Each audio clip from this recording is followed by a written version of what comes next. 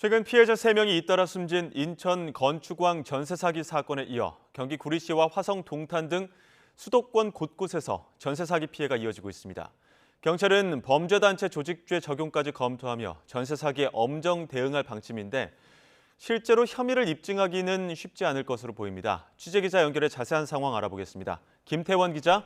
네, 사회 일부입니다. 네, 전세 사기 피해 속출하고 있는데 현재 경찰 수사 상황 어떤지 정리해 주시죠. 네, 앞서 전세 사기로 문제가 된 서울 화곡동과 인천 미추홀구에 이어 수도권을 중심으로 피해 신고가 잇따르고 있는데요.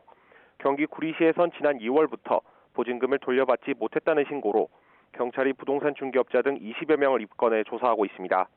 지난 5일엔 수도권 일대 건물 380여 채를 가진 임대업자 최모 씨가 세입자 67명의 보증금 140억 원을 빼돌린 혐의로 구속돼 검찰에 넘겨졌습니다.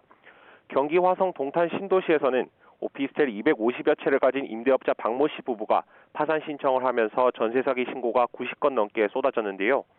경찰은 박 씨 부부와 공인중개사 이모 씨 부부까지 관계자 4명을 사기 혐의로 입건했습니다. 또 박 씨 부부 외에도 동탄의 오피스텔 43채를 가지고 있다가 최근 파산 신청을 한 또 다른 임대업자 지모 씨에 대해서도 수사를 이어가고 있습니다.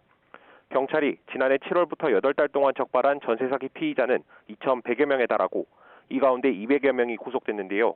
이들에게 당한 피해자만 1,700여 명에 피해액은 3,100억 원에 달하는 것으로 조사됐습니다. 네, 경찰이 전세 사기 수사에 힘을 쏟는 분위기인데 사기 혐의를 판단하는 기준도 설명해 주시죠.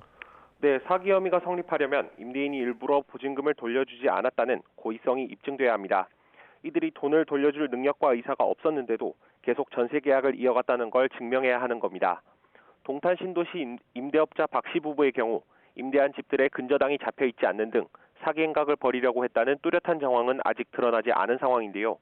경찰은 자금 흐름 등을 살펴보면서 박 씨 부부가 보증금을 돌려줄 수 없는 상황에서 계약을 맺었는지 등을 조사할 방침입니다. 또 경찰은 조직적 전세 사기에 대해선 사기죄보다 형량이 더 무거운 범죄단체 조직죄를 적용하는 것을 적극 검토한다고 밝혔는데요. 그러려면 이들이 지휘체계를 갖추고 범행을 저질렀다는 것도 입증해야 합니다. 또 조직원들에게는 전세 사기를 벌인다는 것을 알고도 가담한 정황이 분명해야 단순한 사기 혐의 공범을 넘어서 범죄단체 조직 혐의를 적용할 수 있습니다. 지금까지 사회 일부에서 YTN 김태원입니다.